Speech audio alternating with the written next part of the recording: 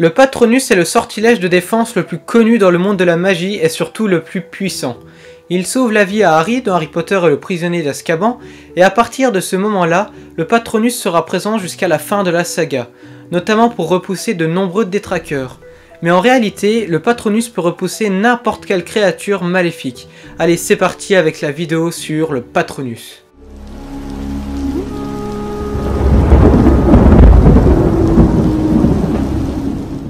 Comme vous le savez sûrement, l'expecto patronum est la formule pour faire apparaître un Patronus. Ce dernier peut être corporel ou incorporel, et il représente un esprit protecteur, bien qu'il peut servir de messager.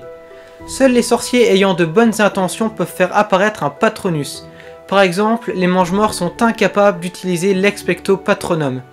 Il paraît même que si un mange-mort ou un autre sorcier avec de mauvaises intentions tente d'utiliser un Patronus, des asticots sortiraient de sa baguette pour dévorer le lanceur du sort.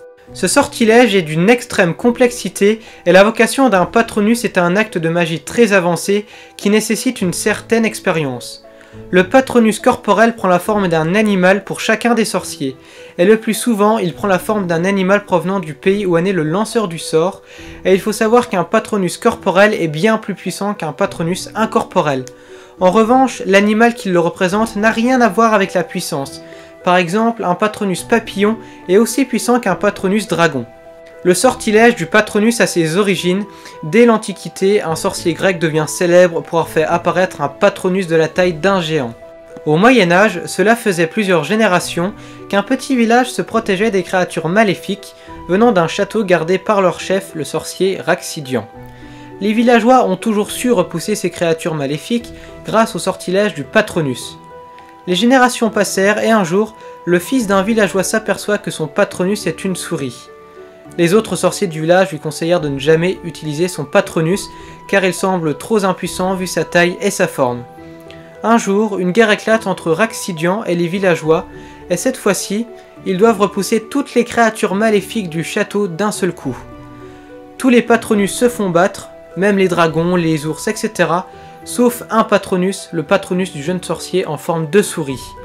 Et celui-ci repousse toutes les créatures maléfiques. Cette histoire est très connue dans le monde magique car c'est bien la preuve que l'animal qui représente le Patronus n'a aucun lien avec son efficacité.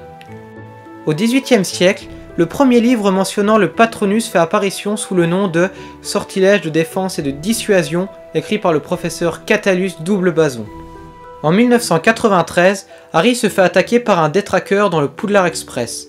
Après avoir revu tous ses mauvais souvenirs, il ne veut plus revivre cela et demande au professeur Lupin de lui enseigner le sortilège du Patronus.